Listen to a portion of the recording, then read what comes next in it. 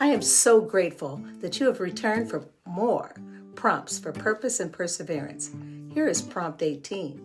If you are materialistically rich on the outside, but emotionally bankrupt on the inside, it is time to invest in your soul. We all know at least a handful of acquaintances who fit this description to a T. Here is a mnemonic that may help you to recognize those that you know for whom this strikes a familiar chord. This is taken from the prompt itself. MREB, materialistically rich, emotionally bankrupt. Think Mr. Ebb for Ebenezer Scrooge. The M is for money. Money matters more than anything else. With money at the forefront of all of their decisions, the feelings and consequences for others as they climb up the wealth ladder are typically overlooked. The R is for returns. Returns rank more than investment, particularly in a society where capital gains is the only meaningful measure of achievement and success. The R is for empathy. Empathetically empty perfectly describes one that simply cannot understand how someone else does not put money as their goal at the top of the totem pole. The B is for backward moral belief systems due to an unbalanced appreciation for money versus humankind, often resulting in selfish, reckless behavior that lacks remorse and compassion for others. How can one recover from MREB? By investing in one's soul and placing the lion's share of one's focus on the great triple G's: gratitude, gathering, generosity.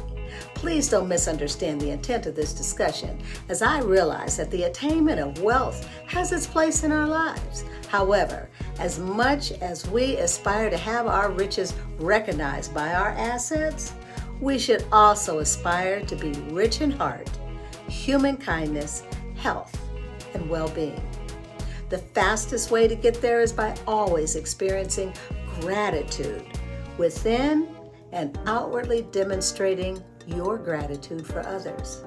Gratitude cannot be a one and done in the reparation of one's soul. For any and every action that produces happiness or even just a smile, gratitude should follow. Are you the leader of a team whose collective efforts are combined to reach a threshold? When one's goal is to become materialistically rich, one often isolates themselves so they can become singularly focused on achieving that goal. This is what leads to emotional bankruptcy, when nothing else or no one else's needs or concerns matter. This is where gathering together becomes essential to building or reestablishing connections. When you don't engage and go about your responsibilities in silos, when faced with your biggest challenges, it's easier to give up without anyone to encourage you to pursue. The mere act of gathering together provides a mutual support system and multiple opportunities for collaborative decision-making. The result will be more informed solutions that ultimately increase revenue, which guides us gently to generosity, something for those who are emotionally bankrupt or considerably lacking. In A Christmas Carol, Ebenezer Scrooge maximizes his profits through questionable business practices and minimizes his expenses. Only after coming face to face with the spirits of his past, present, and future did he come to realize that generosity, compassion, and kindness, particularly to those less fortunate, would result in a better world.